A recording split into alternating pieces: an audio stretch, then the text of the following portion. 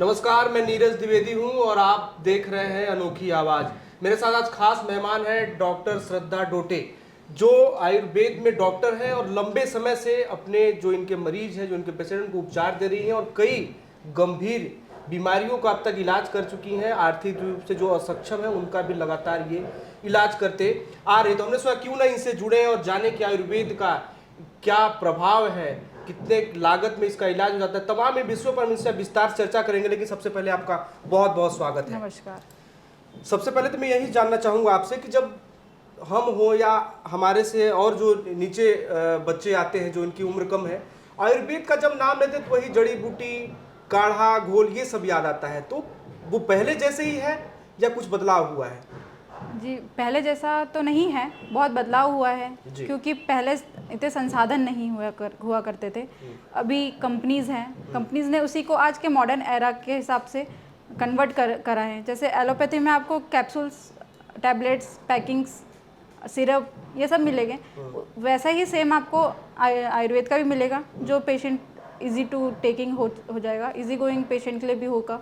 And लेने में एक जो भ्रम होता है, काढ़ा कड़वा होगा या फिर चूर्ण कैसे खाएंगे, तो ये सबको टैबलेट फॉर्म में कन्वर्ट कर चुके हैं। अच्छा, इसके कुछ साइड इफेक्ट भी है क्या? जैसे कि एलोपैथ का हम देखें तो डॉक्टर जब अच्छे डॉक्टर से संपर्क होते बताते हैं कि भाई इसका किडनी में प्रभाव, कुछ दवाइयाँ ऐसे टैबलेट्स हैं जो प्रभावित करती है, मर्ज को तो ठीक करती है धीरे धीरे, लेकिन वो प्रभावित करता है। आयुर्वेद में भी ऐसा है क्या?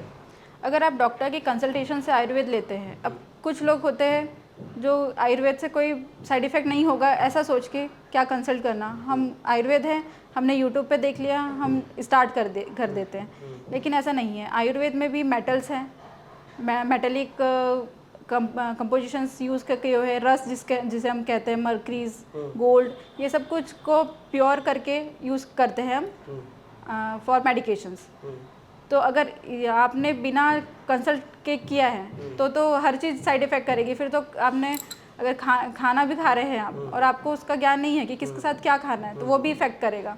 वैसे ही है, अगर आप कंसल्टेशन से लेते हैं प्रॉपर मेडिकेशन तो आपको कोई साइड इफ़ेक्ट नहीं होगा। आजकल देखते हैं कि तमाम सोशल मीडिया पर रील आती हैं कि भैया आपके हेयर फॉल है, हेयर फॉल हो रहा है तो ये पीस के लगाइए, तो इसका ये लगाइए। ऐसा कुछ है क्या? ये जो रील बनाते हैं सब फेक रहता है, कुछ इसमें रहती हकीकत? ये वो चीज़ें हर्बल हो गई, जो हमारे डेली हर्बल चीज़ें ऐसी हो गई कि डेली लाइफ में जो बेसन है, नीम की पत्ती है, कुछ बेल पत्ती है, ये सब हर्बल चीज़ें हो गई कि हम बिना सोचे समझे ठीक है ले लिया।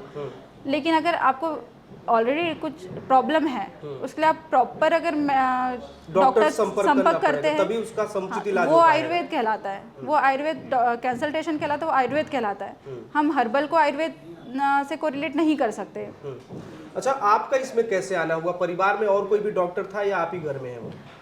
मेरे परिवार में एक जनरेशन टू जनरेशन ये चल रहा है। अच्छा। मेरे जो दादाजी हैं थे, मतलब दादाजी भी चिकित्सा के क्षेत्र में आयुर्वेद में ही उन्होंने काम किया। अच्छा। मेरे फादर 30 सालों से कर रहे हैं आयुर्वेद में ही, जो पैरालिसिस हो गया। आपके दादाजी नहीं रहे लेकिन पिताजी भी कर रहे हैं? पिताजी 30 सालों से कर रहे हैं और अभी भी निरंतर सेवाएं दे रहे हैं आयुर्वेद के क्षेत्र में। पैरालिसिस का, विटिलिगो का, माइग्रेन का, जॉइंट पेन का, वो अभी भी उस पेशेंट्स को उससे लाभ प्राप्त करवा रहे हैं।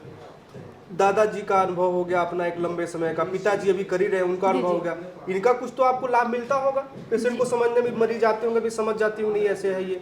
जी जी, बिल्कुल। एक इंटर्नशिप जो कहने चाहिए वो मैंने अपने फादर के अंडर में ही करी है। जो फादर ने मुझे छोटी छोटी चीज़ें जो सिखाई है, एंड कैसे कंसल्ट करना है, कैसे समझना है, आयुर्वेद को कैसे चलाना है, और जो पैरालिसिस हो गया, माइग्रेन हो गया, इन पे काम फादर कर रहे हैं, उनसे ही मैंने सीखा है और अब मैं ही उसको आगे लेके जाना चाहती हूँ।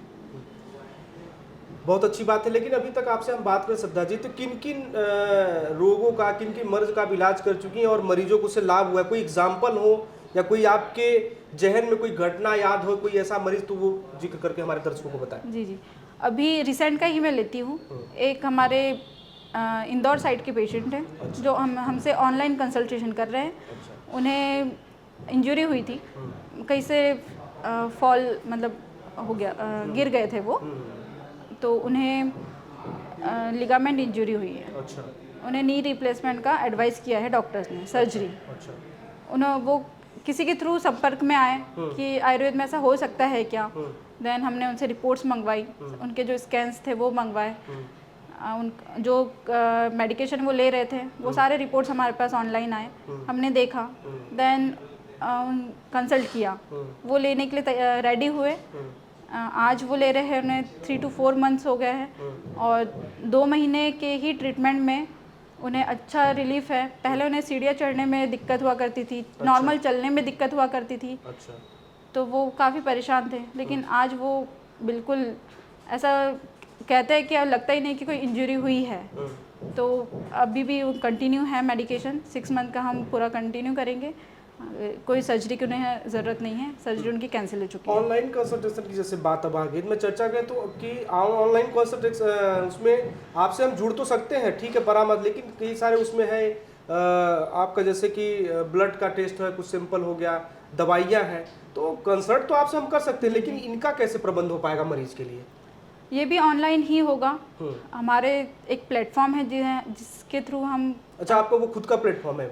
वो प्लेटफॉर्म हम बाय करते हैं। अच्छा। एक कंपनी है। अच्छा। उससे हमने बाय किया है। अच्छा। वो प्लेटफॉर्म के ज़रिए हम वहाँ पे रजिस्टर्ड है as a doctor, and patients हमसे डायरेक्ट कनेक्ट होते हैं। हम उस पर पेशेंट की आईडी बनाते हैं, हेल्थ आईडी बनाते हैं। अच्छा। देन उन्हें प्रिस्क्रिप्शन प्रोवाइड करवाते हैं, मेडिकेशन, लैब टेस्ट जो होता है, लैब टेस्ट भी हम एडवाइस करते हैं, एंड वहीं से डायरेक्ट ऑर्डर होके लैब कलेक्शन होम एड्रेस पे होता है। एंड मेडिकेशन के लिए भी पेशेंट को कहीं जाने की ज़रूरत नहीं है, 2 दिन के अंदर उनका मेडिकेशन पेशेंट के पास होता है। चलिए, एक महत्वपूर्ण सवाल कर लेता हूँ। बात जब एलोपैथ, होम्योपैथ या फिर आयुर्वेद की आती है, तो एलोपैथ में क्या है कि हालांकि मेरा कोई विरोध नहीं है, एलोपैथ भी अच्छा कर रहा, होम्योपैथ आयुर्वेद भी, लेकिन क्या है खर्चा, जो मर्ज है उसके इलाज का खर्च बहुत ज़्यादा है। एक सामान्य व्यक्ति के लिए थोड़ा वो चिंता में रहता है कि मैं एलोपैथ पे जाऊंगा, तो एक बजट बनाता है वो कि भैया इतना मेरा बजट हो जाए तभी मैं हॉस्पिटल जाऊं या इलाज कराऊं। तो होम्योपैथ, आयुर्वेद में ऐसा क्या है? आयुर्वेद में कहना चाहिए, मैं अपनी बात करती हूँ, मैं अपने संस्थान की, अपने क्लिनिक की बात करती हूँ। आयुर्वेद में भी बड़ा अमाउंट भी होता है, क्योंकि अगर आप पंचकर्मा में जाएंगे तो सिटिंग्स 7 सिटिंग्स होती है, हर थेरेपी की होती है। वहाँ पे पेशेंट को एडमिट भी रखा जाता है, वहाँ पे एज अ सर्जरी। हम एलोपैथ में सर्जरी करवाते हैं, पेशेंट एडमिट रहता है, उनकी प्रोसीजर्स होती है। वैसे ही आयुर्वेद में हम पंचकर्मा कराते हैं, एडमिट रहता है पेशेंट 7 डेज 15 डेज, पूरी थेरेपीज होती है, उसमें पैसा लगना स्वाभाविक है।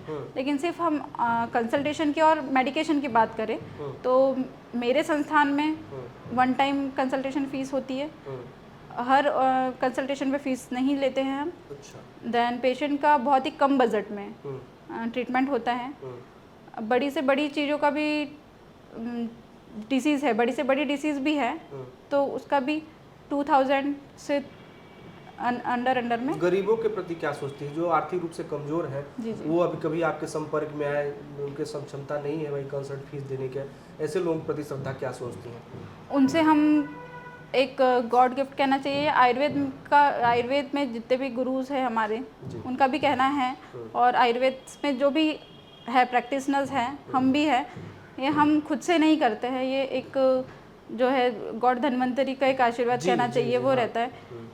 तो ऐसे अगर पेशेंट्स आते हैं तो ये हम विलिंग रहता है हमारा कि हम उनसे फ़ीस ना ले, कंसल्टेशन फ़ीस तो हम उनकी माफ़ कर दे, और मेडिकेशन भी जो हम प्रोवाइड करवाते हैं ऑनलाइन के थ्रू करवाए या हम मंगवा के उन्हें दे दे, तो वो भी डिस्काउंट पे हो जाता है, 20% डिस्काउंट्स पे अवेलेबल हो जाता है।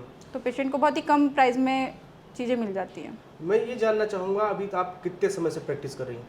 मैं अभी 5 साल से प्रैक्टिस में हूँ। 5 वर्ष। किस तरह के मरीज आते हैं, किन मतलब कि बीमारियां तो कई सारी हैं, लेकिन अभी तक आप किन विशेष टाइप के मरीजों का अभी आपने इलाज करके उनको ठीक किया?